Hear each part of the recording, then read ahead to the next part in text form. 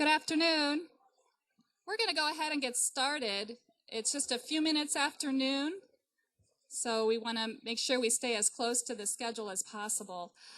My name is Susan Hickman. I'm a professor in the IU School of Nursing and a senior affiliate faculty member with the Fairbanks Center for Medical Ethics, who is sponsoring this lecture series and this talk today. And I'm also a co-director of the RESPECT Center, the Research in Palliative and End-of-Life Communication and Training Center. We're an interdisciplinary campus-wide center at IUPUI that includes both researchers and clinicians interested in palliative and end-of-life care. And we have been collaborating with the Fairbanks Center for several, I think 6 years now. This might be our 7th year on this lecture series, bringing in one of someone nationally and internationally known to IU Health to be able to talk with our clinicians and researchers. And today we are delighted to bring a really outstanding researcher who I think you're really going to enjoy, and I'll introduce her in just a minute. But first, I do want to make a few housekeeping announcements. This lecture is being recorded and broadcasted today, so I wanted to thank those who are joining us at Ball, Arnett, North, Blackford, and West. We ask that you please silence all of your cell phones and electronic devices. And if you need to answer the call, if you get a call in and it's on vibrate, please go ahead and step outside of the auditorium to take that. It is being recorded, so you actually get recorded for posterity. So just FYI, if you take a call in the middle of the talk. There are also phones located across the hall in the coat closet. The speaker today, Dr. Debbie Parker Oliver, has indicated she has no conflicts of interest. And as I indicated, I'm just delighted to have her here with us today. Dr. Parker Oliver is a very widely known, well-respected researcher who has been conducting research on caregivers and hospice, as well as palliative care in the nursing facility setting for many, many years, 30 years, and additionally has a history as a hospice director. So she brings with her a really unique perspective as a social worker, a hospice director, as well as a researcher. So today she's adding another dimension to that and also sharing some of her own personal experience as a family caregiver. She has been, as I said, internationally recognized for her work. She, in 2013, received the American Association Hospice of Palliative Medicine Project on Death in America Palliative Medicine Community Leadership Award along with her husband. And so she is going to share more about her journey today, and we are very delighted to have her here with us. So Debbie, I'm going to invite you to come up on the stage, and I'm going to give her a warm welcome. Thank you. Thank you. Okay, can you hear me okay? Okay. All right, I have one moment of fame, and so I have to share it. And we were on the CBS This Morning show with Charlie Rose, and except that's not the video. Here we go. Maybe this will work. We had it all set up. There we go. Oh, way to go. At any rate, they did a great introduction to give you a background, and so I thought that I would just play that for you.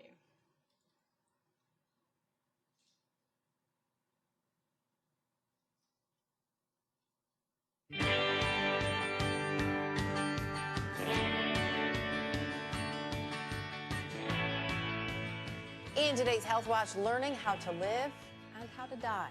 A professor who has spent decades teaching others how to care for dying patients is now terminally ill. And he's still teaching using his own case and the internet. Before we meet him, national correspondent Lee Cowan takes a look at his very public illness. The day David Oliver got his death sentence was a day like any other, except that suddenly it meant that no day could be wasted. How long do I have? We don't know. For the medical school professor at the University of Missouri, death became a teachable moment, and the web became his chalkboard. And if there was ever a time to be a good teacher, this is it. At first, he couldn't even pronounce the cancer that he would live with, and die by. It's called I'm going to have to look at this. But he quickly got the hang of it. Nasopharyngeal cancer. It's behind the nose. And of all the lessons he had to offer, perhaps taking control was what made his blog so poignant.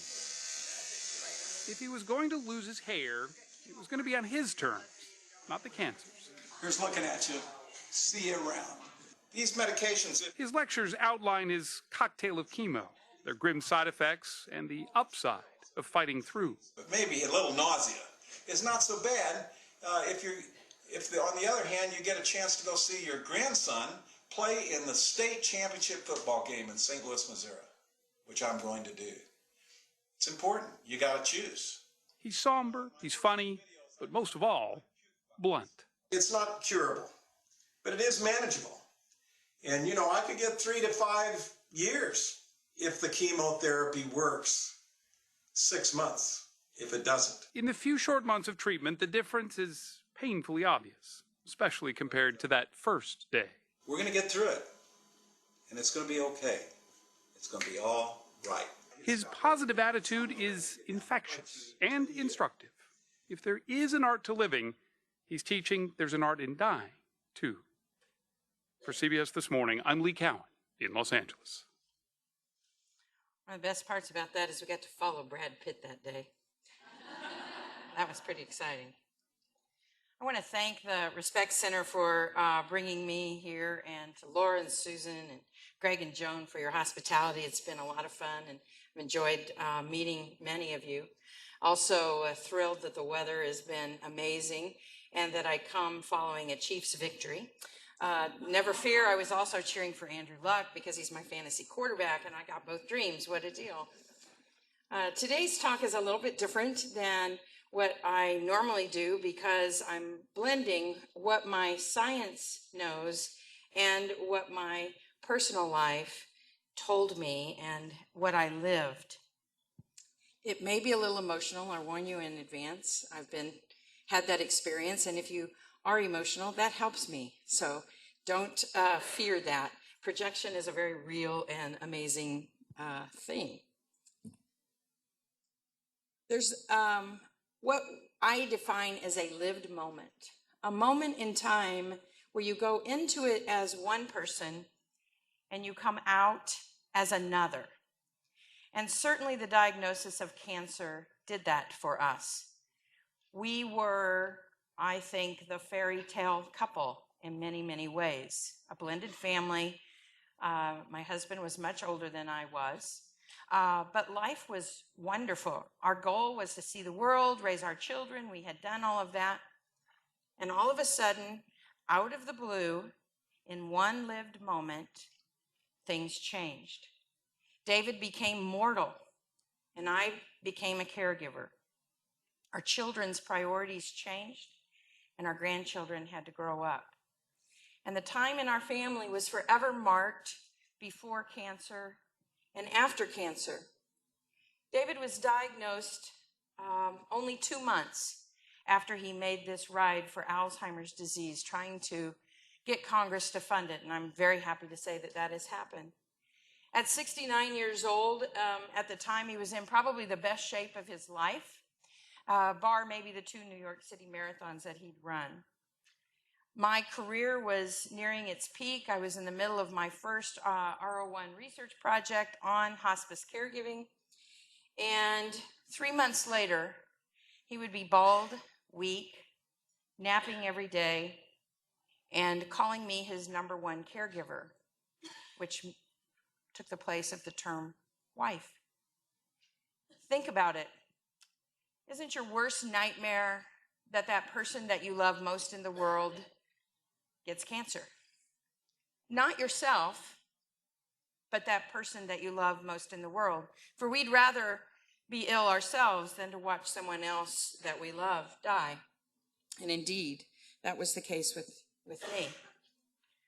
I learned quickly that cancer is a family diagnosis. These are our children and our grandchildren. The Father's Day before he passed away. And he got terrific patient care, patient-centered care.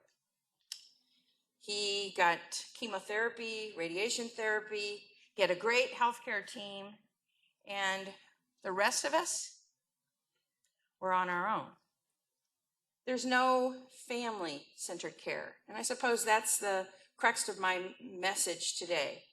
No services for family. Even the simplest little things would send the message that you are not the patient. In the video, you saw me standing beside him as they were getting ready to do chemotherapy. We had a chemotherapy room, and there were no chairs for the family. Most people dropped them off and came and picked them up. I was not going to do that. I learned from Ira Byock that unless you have 100% confidence in the healthcare system, you don't leave the person you love. And having been inside the healthcare system, my confidence was not that great.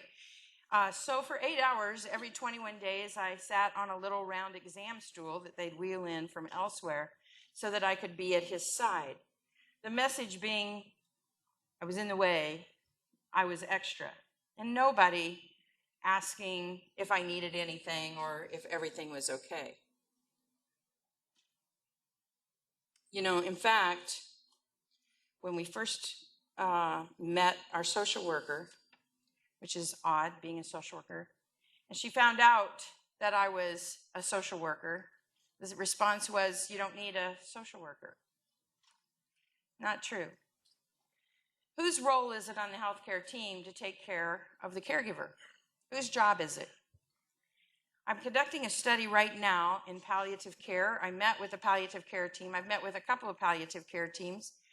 When I do hospice work, my response, we review caregivers' thoughts about suicide, and when we find those, we refer those to the social worker for intervention. So when we went into the palliative care unit, I did the same procedure and was quickly told that we don't want to know. Wait a minute. You got a caregiver that is potentially suicidal and you don't want to know? Right. Because they're not our patient. We don't want the legal responsibility for them. Whose responsibility are they? The answer is no one's. Where do you chart? How many get standardly assessed? How many get those services? Even if you see occasionally one or two, what about all of the others? I describe caregiving as like a labyrinth. It's when you're inside that labyrinth, you don't know how to access anything on the outside. And those on the outside don't know how to access you. Individuals in our society are not taught how to ask for help. We are not really taught, unless you've lived it, how you can help. And so you get a lot of very well-meaning people saying, if you need anything, call me. I mean, I really mean it. If you need anything, I'm there for you, call me. I don't really know what you might need, but if you need it, you call me and I'll be there. And they mean it. Am I going to call? No, it's not okay to do that. You feel guilty. You don't know how to do that. Now, if you're at the store and you call and you say, hey, can I pick up something while I'm there? I'm going to say yes. But those simple little things, unless you've been through it, you don't know. It's not about malintent. It's just about how it is. And despite, we had a very large network of friends and family. In fact, you cannot typify my case to others because clearly I have more experience, more knowledge. In fact, I was told if ever anyone was prepared for this, it was me. But keep in mind that if it was as hard as I described to you for me, how must it be for someone who is 75, 80, and uneducated and lacks the resources? Very, very scary. You know, there's no guide. There's no map. We have no history of navigating such an experience. Every turn, you hit a wall. And the caregiving during the cancer piece for me was the most difficult. I was under the assumption that when I would tell a healthcare professional that I had hospice experience, that they would understand my skepticism towards other experiences. People would say all my life, oh my God, you're in hospice. That is so depressing, right? And I would say, no, the most depressing thing would be working on an oncology ward. And now I found myself in the middle of an oncology ward. So unfamiliar with the roles of how to be a caregiver. My husband was very independent. He was taking care of me because he was in better physical shape than I was. And suddenly now he becomes dependent. And the roles that we have within our family change. And as a caregiver, that's a different role than a wife and a partner. I am not a nag, and yet I would have to learn how to nag in order to assure his safety. And he would have to learn how to trust my perception instead of his own. And how scary was that? Good example, he would experience steroid mania. And so one day I had gone to a breakfast meeting and I said, I'll come back home, pick you up so that you can go to work, because he insisted on continuing to work. He was a professor as well. So on my way home, it was January, it was minus 15 degrees. He had had chemotherapy 2 days earlier. And I drive down the street and there he is, this bald man with no hat, his coat open, no gloves, and the temperature is below zero. And I stop and I said, get in the car. And he said, oh, I just knew you were running late. You were in a hurry. I'm just going to walk to work. It's really okay. I can make it. That's 5 miles. I said, you are going to walk 5 miles in minus temperature, dressed the way you are? Absolutely. I'm fine. I can do it. Don't bother. I'll be fine. I was so angry, right? He was risking his health and didn't realize it. And he genuinely perceived himself able to do it because he would have been able to. Our role changed. And I thought that I quieted that down, but no. I watched Ed's work. Sorry. So that's an example of a role change, and it's a change for his safety. So what are the challenges that caregivers experience? I've done interviews with many, many caregivers within my research, and we find that patient care issues are a major problem. Medication, especially medication assessment, the administration. You're giving shots, you're doing wound care, you're setting up IVs. That doesn't touch the emotional. You're doing all of this possibly for the first time. At the same time, you're experiencing anxiety, depression, and anticipatory grief, role changes, perhaps financial stress. So, JAMA did an article on what is called interactional suffering. That's the suffering you have as you interact with the healthcare system. The healthcare system is set up with boundaries and rules that don't talk to one another and in pieces. And they're actually not set up. Those disjointed pieces are not set up in a very patient-friendly way. This is not new news to any of you, I'm sure. And so as you interact with the healthcare system, you have to decide which piece do I call about which problem and where do I go? And is it time for me to go? And it's the middle of the night, and is this seriousness, is this little rise in temperature, is that serious or is it not serious? And my only choice is to do what? Go to the emergency room where we may pick up some disease. We may sit in a waiting room. Many different things could happen. And you're alone, unskilled, and you're making these decisions. That's interactional suffering. Finances, I was very lucky because Medicare was wonderful, but we show up and I asked the social worker, how much is this going to cost? I mean, I had had experience as a social worker being met with patients at the door when I made home visits with bills that they didn't know what to do, suitcases full of them. And that is a question you don't get asked, right? That's not an allowable question. No, instead, it's like going to Walmart, everybody throws stuff into your cart, and then they add more carts, and then you get the bill 2 years later. Even I was told, well, maybe 20%. Great, 20% of all these baskets at Walmart, 2 years later, how much is that going to be? Are we talking $1 million? Or are we talking $1,000?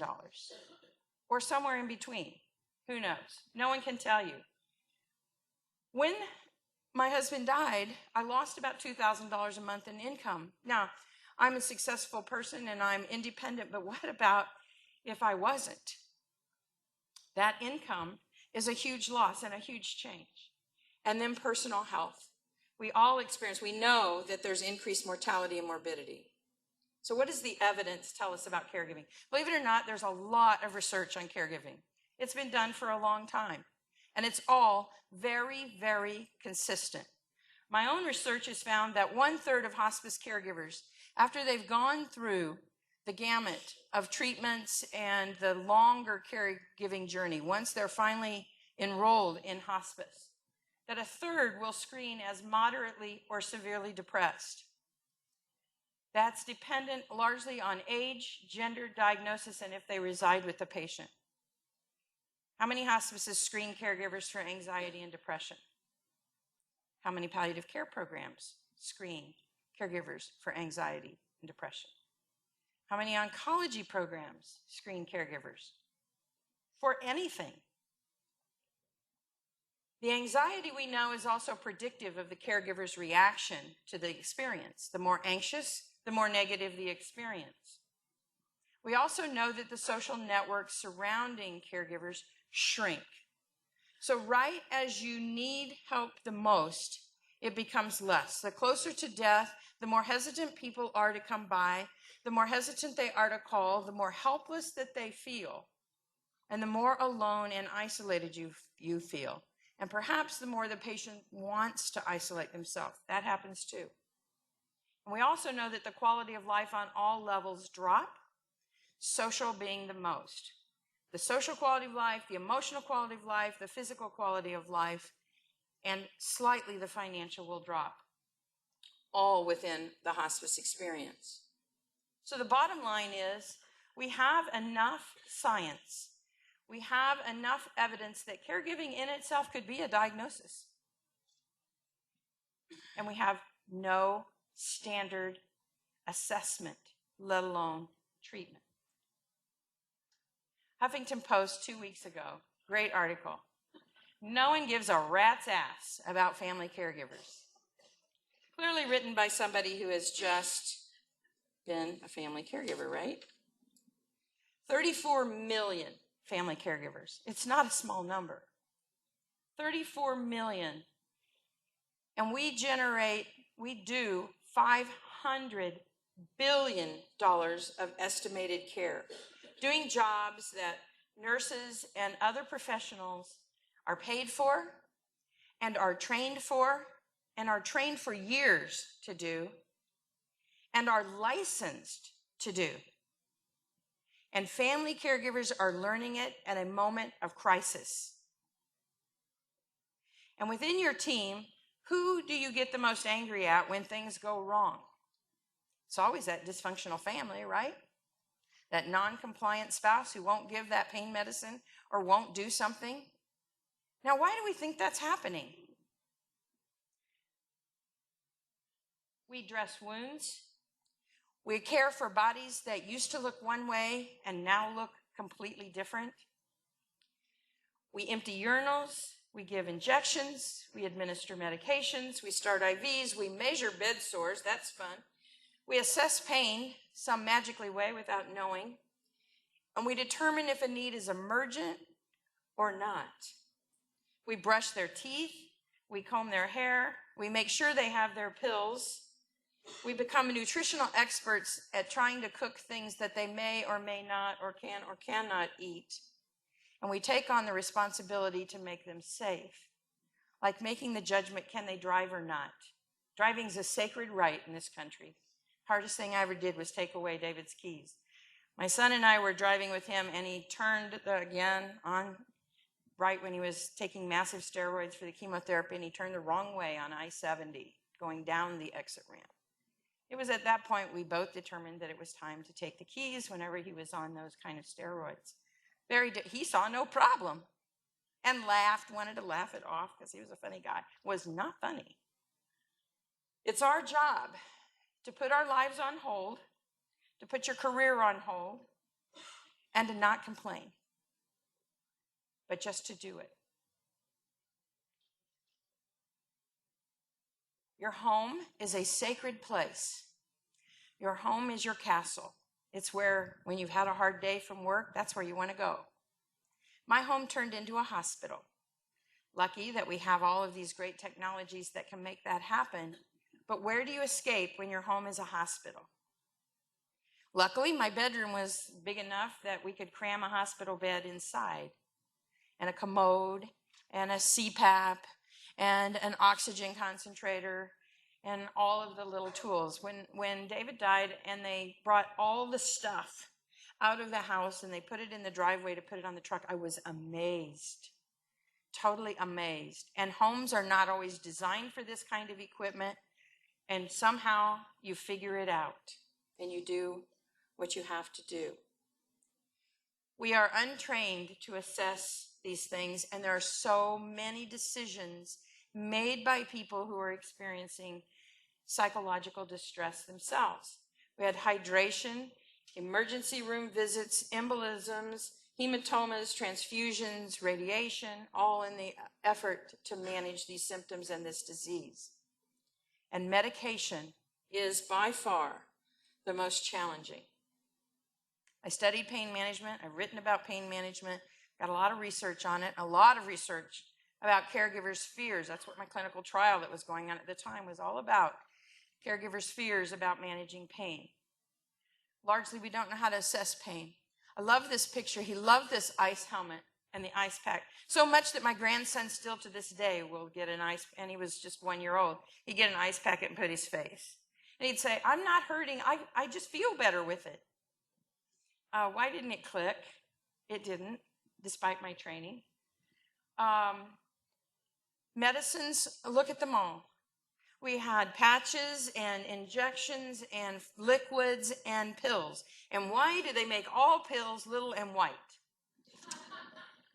I think I may have killed him actually with ink poisoning, because you can see my solution was to put little abbreviations on the pills. I actually had a doctor tell me that if I just looked real close, I could tell the difference between them because they have different markings. I'm like, I'm 57 years old. My eyes are not that good. And sure enough, the hospice nurse would come in and set up the med box, and that was all great until the doctor changed the medicine. And we're going to take away some of the water pill, and we're going to add this. And I'm like, what is what? Who can tell? I got a whole bunch of little white pills all stuck in a little box. I have a PhD and couldn't figure it out. So that was my solution, ink. It worked.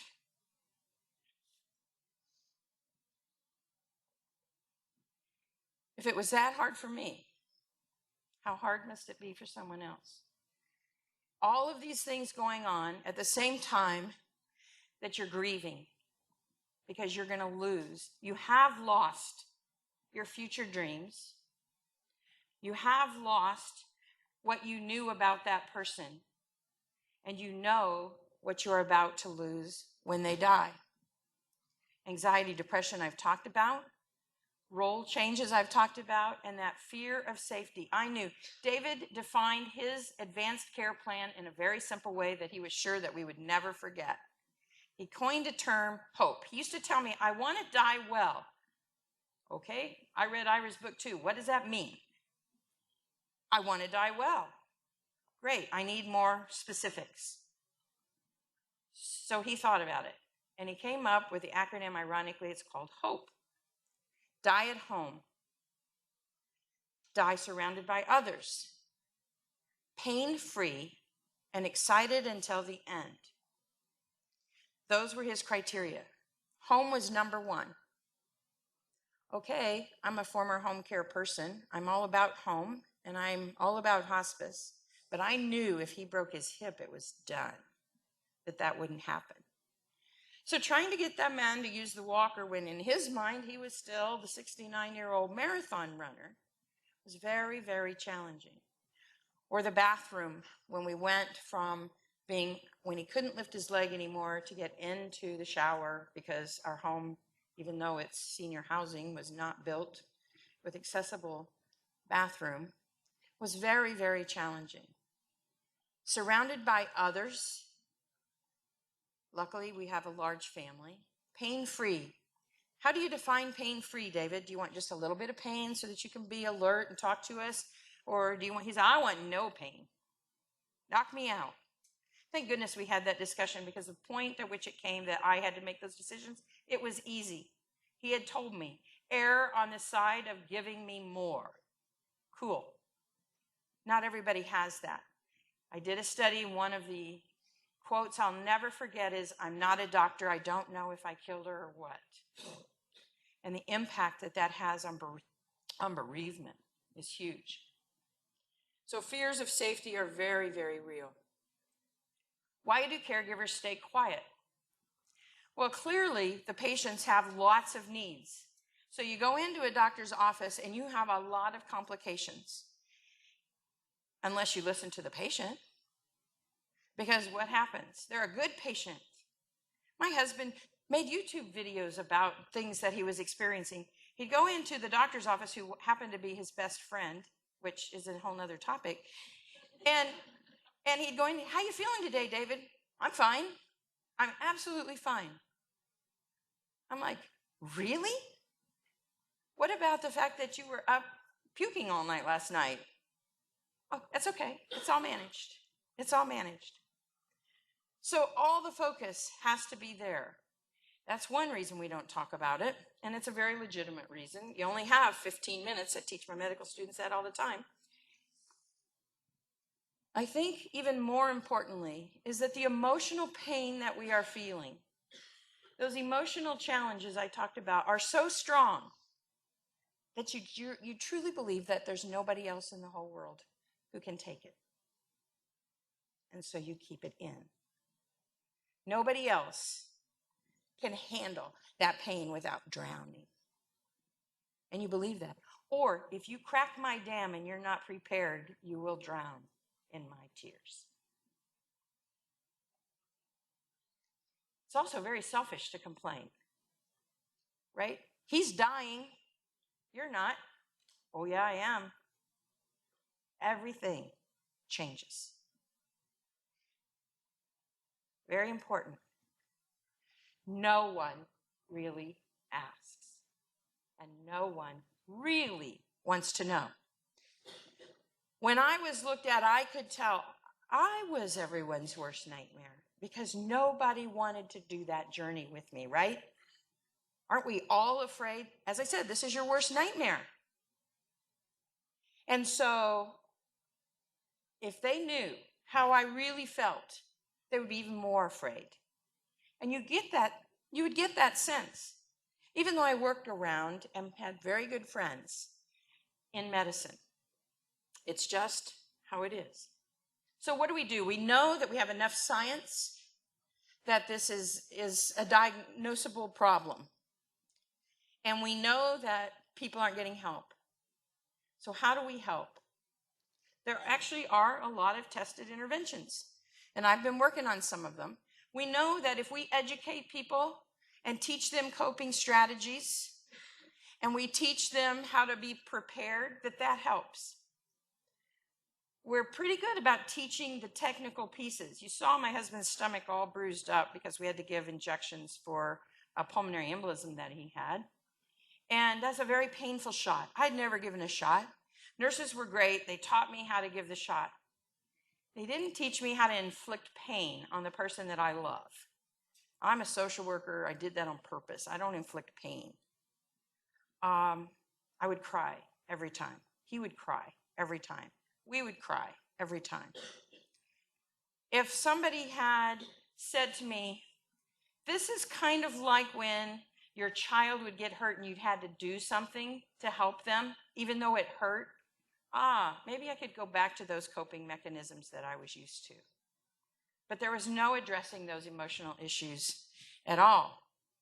We know that telephone and or internet interventions are very effective.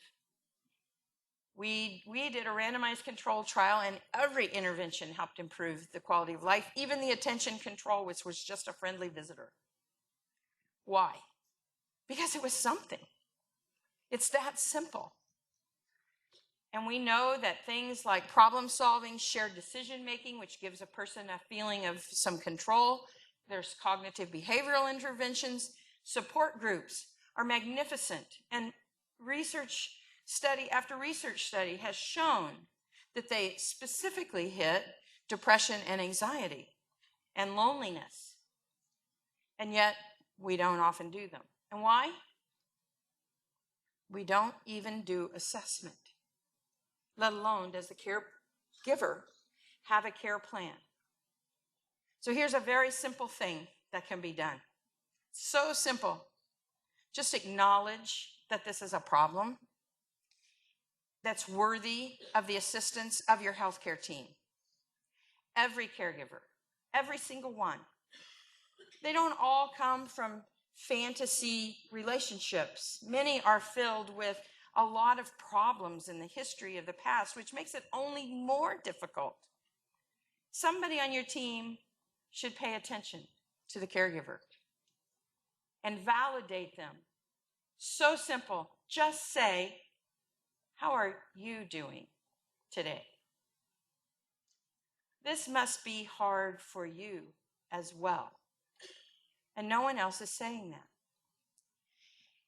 And we also know that this goes on for the caregiver. In the end, the patient dies, and the caregiver's life is completely changed post-caregiving. And I believe that if we have done a great job in palliative and hospice care, this is a quality indicator of the job that you did. How are they adjusting? How did they manage? Had they had that help? How often do we think of that as a quality indicator for the care that we're delivering today? And those are the simple things. My husband made 28 YouTube videos all through the course of his illness. The last one he made, he loved to teach. I happened to be teaching a class for first-year medical students on death and dying. And 6 weeks before he died, he wanted to come to class, as he always had, and he couldn't. And so he made this video. So I'm going to give him the very last word before I take questions.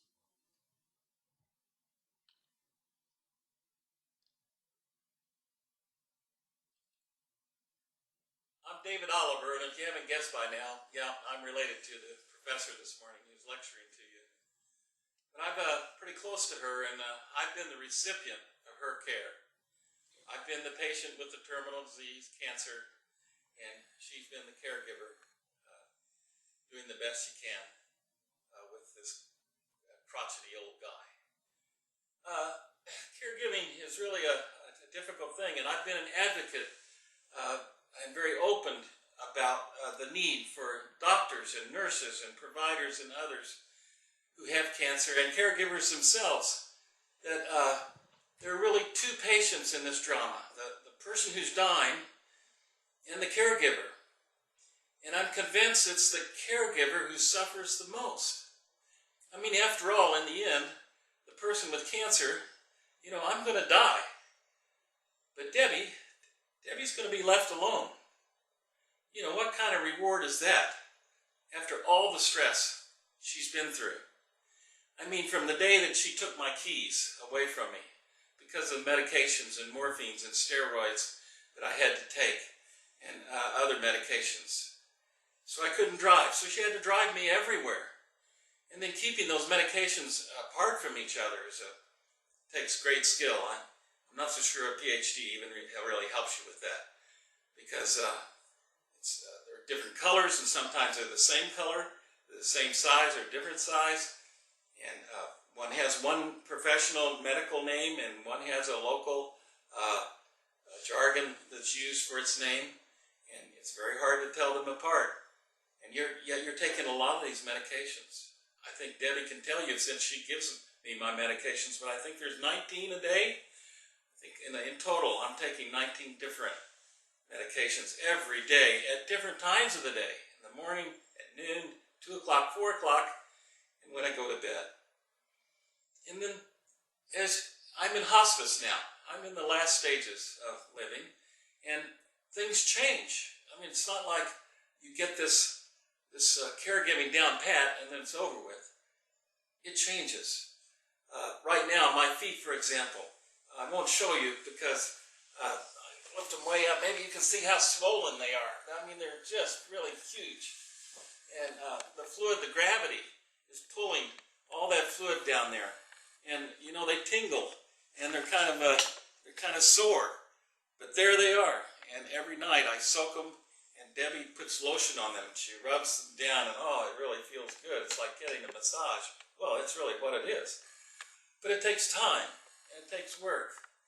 And sometimes I see a tear in her eyes, because she knows there's going to be a time when I'm not there, and it's time for the soaking and the lotion. And so that goes on. I can't swallow very well, and controlling that is difficult. And I walk around, and I don't want to take all this medicine because it makes you want to sleep. And why do you want to sleep your life away? But she's had to convince me that I have to sleep in order to enjoy the quality of life that I do have left. And she's right. I can only manage about 2 hours a day out with my oxygen. Maybe you can see I'm breathing kind of hard because I don't have my oxygen on like she told me to put it on, because I'm still a little vain about this little tube that runs under here. And my walker, she had to find me a walker so I could at least get out and go in restaurants as long as possible. And when we go to places like Ruby Tuesdays, she has to stand in line and get my food for me. And if we take a short walk, I have to use her arm as well as sometimes the walker. So it's a busy schedule that a caregiver keeps. And hardest of all is hearing her tear up at night at 2 o'clock in the morning. And that's pretty tough on the person who feels responsible. The hardest thing for me is going from independence to dependence. And therefore it's hard on her, because it's hard to control me when I want to be independent but can't be. And so you have that miscommunication, and it doesn't always go right. But our love for each other has attained a level I don't think could ever be attained by anyone else. And for that I'm grateful perhaps for the cancer. We've always been close, but I love her very, very much. And I can say that here on camera. And I'd better quit here, because I don't want to cry. But I wish you the best. You doctors, you got a lot to learn. You got a lot to accomplish. Remember, there are 2 patients, not 1. I'm David Al. So I've been asked, would I do it again? Absolutely. Why do you do it? It's about love. You bet. I cherished every minute, but I wouldn't have asked for a moment more. There are rewards, but we don't recognize the pain. And if it was this hard for me, how hard is it for others? Just recognize. That's all I ask. Okay, we got time for questions. Thank you.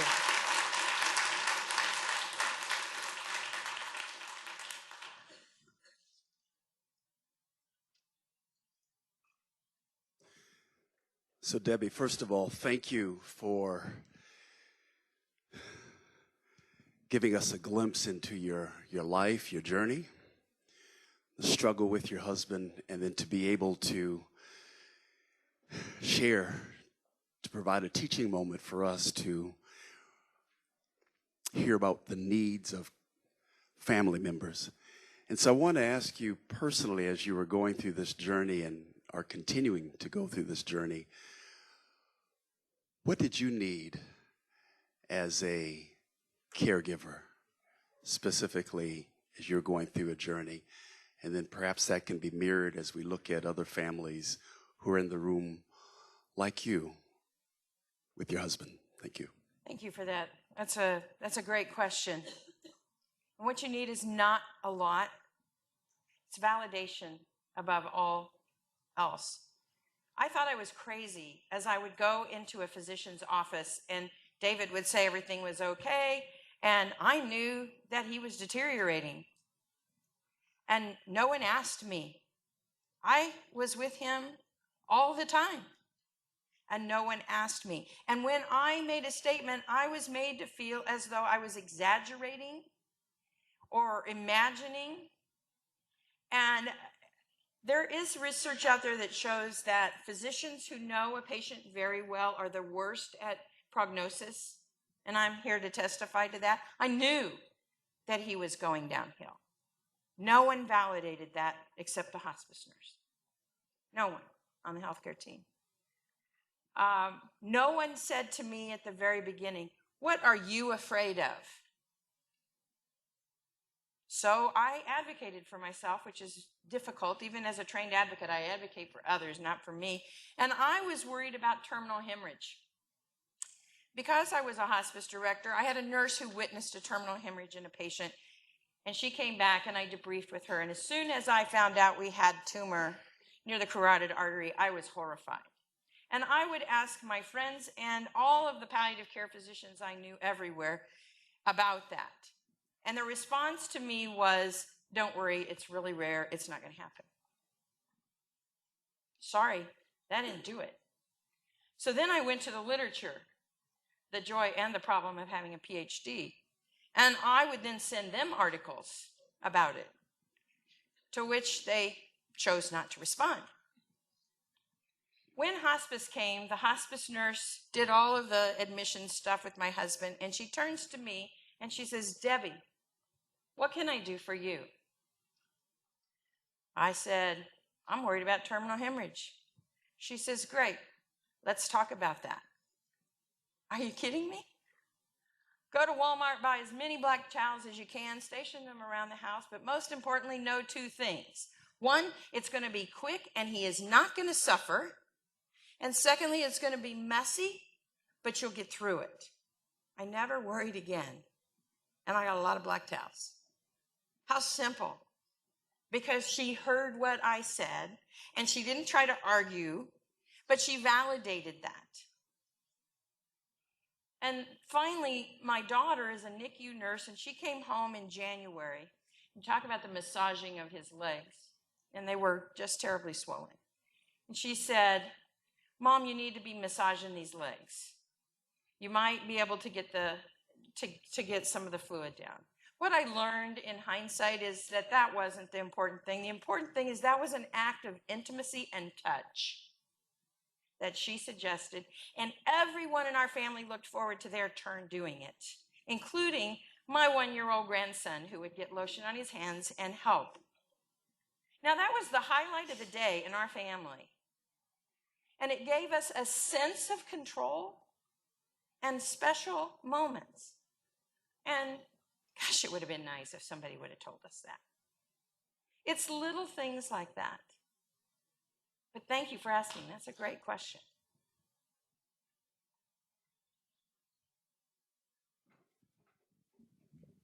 Some of the people in this audience may know that I have lived this similar experience here at IU Health, and I have served on the IU family as faculty to share our experience. I did that with my husband before he died, and I have done it since.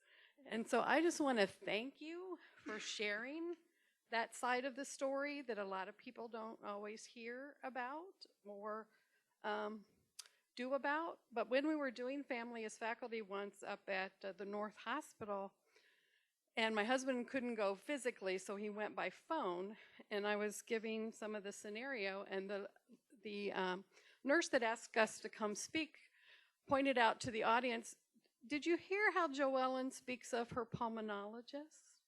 She calls him our pulmonologist." And he was so supportive to me at the same time as my husband that I considered him my pulmonologist, even though I wasn't the patient. So we also had lung cancer. So you're not an oncology service. So you don't have 100% coverage for everything. So I had to ask for social work. I had to ask for a nutritionist, things that I thought we needed at whatever time. And I was a nurse, and it was just as difficult for me as a nurse. And my friends in the community would say, when I'd have a story and I was maybe complaining to them, and they said, "Oh, Joellen, we wouldn't even know what to do. You know, it would be so different for us." So all the points you're making are very valid, and I appreciate that you're sharing it with us today.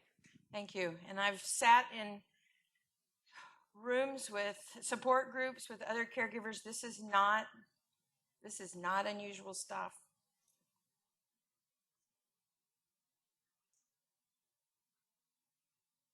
Thank you for that talk. I really appreciate everything you shared, and it definitely resonates with me as both a palliative care physician and somebody who's been a family caregiver. I do have a question. I mean, what you're describing about naming the caregiver as a patient, I guess made me think about my own practice. And some of the things I think I can incorporate without making that person formally a patient. Right. But I do have a feeling sometimes like I identify depression in a caregiver, or there's clearly a health problem that needs to be addressed in that person. And I do wonder if there are times when people should be enrolled as dyads, or the caregiver actually should become part of our practice. And I wonder if you've thought along those lines or how that might actually work. I agree. And why don't we? I mean, turf wars, overbooked, not enough time. I don't know, but if the caregiver goes down, your patient's affected. And if nothing else, if you're not going to make them your patient, find out who their doctor is and encourage them to go. And then follow up and see if they went, because they probably won't, because it's too hard to go to yet another doctor's appointment. And they're right there, and they're in your office. And I wonder that. Excellent point. I'm a former hospice chaplain. Now I'm a hospital chaplain in southern Indiana, and I have a question about that journey from curative care to hospice care, and how so many people resist that. They think that's giving up and all of that. As a former hospice worker, how did you and your husband navigate that together? You know, every time a treatment was suggested, we asked the question, what are the risks versus the benefits? And the only reason we need to do that is because I knew my experience, because otherwise we weren't getting that information.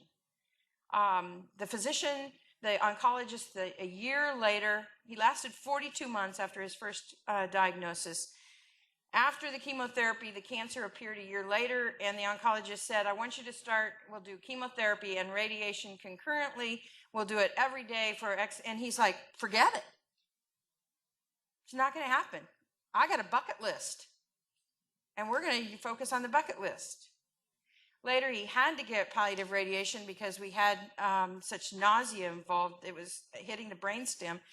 And then we took half those treatments, and then we had a time that we were going to go accept an award in London. And David said, I'm done. I'm going to London. I'm not throwing up anymore. I'm done. I've got no side effects from this radiation. Doctor said, but we can cure you. And his jaw dropped, and he said, publish that. What do you mean? Tell me what you mean by cure. And he said boldly, and he's a great guy, don't get me wrong, but he said, absolutely, we can make you cancer-free for at least a year. And he said, you call that cure? If I go for 3 more months and now I start feeling the side effect of that radiation, so I'm dry throat and occasional vomiting and extreme fatigue, and I live for yet another 9 months, you call that cure? Look in Webster's dictionary, because cure means it's gone forever. And if you can cure me forever, absolutely I'll do it. If you can't, don't talk to me about that. I want to live. Comes time for hospice. Everybody in my community knows about my work and that I am in hospice. Our primary care physician is a palliative care physician, a former hospice director. It's not time for hospice yet, Debbie. I said, it is time. Nope, not time yet. David finally said to him, Debbie needs hospice. So he reluctantly signs me up. We have hospice for 180 days. That's ideal. We knew everyone. Everyone knew us. So what if you're wrong? But we don't think that way. We think, how can I justify it? Are they going to die? Am I going to be surprised if they die in 6 months? And so we have a median length of stay of like 21 days and a mean length of stay of 60. Instead of saying, so what if I'm wrong? So we were lucky. That's why. And that's what public education is all about.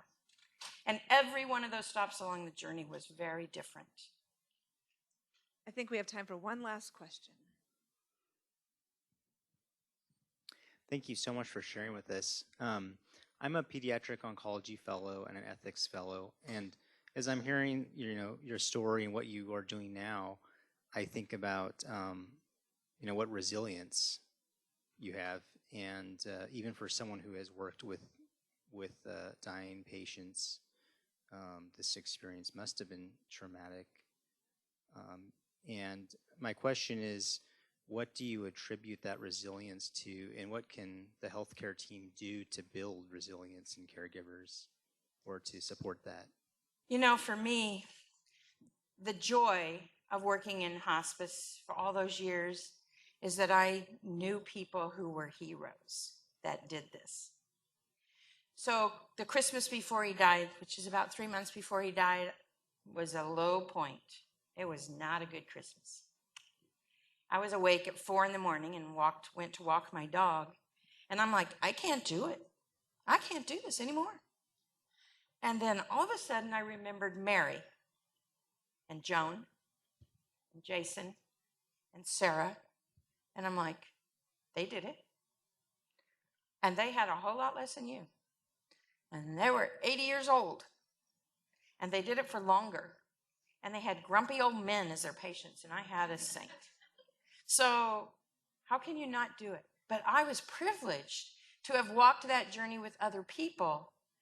And that's the joy of what we do for everyone in this room. Everybody else doesn't have that.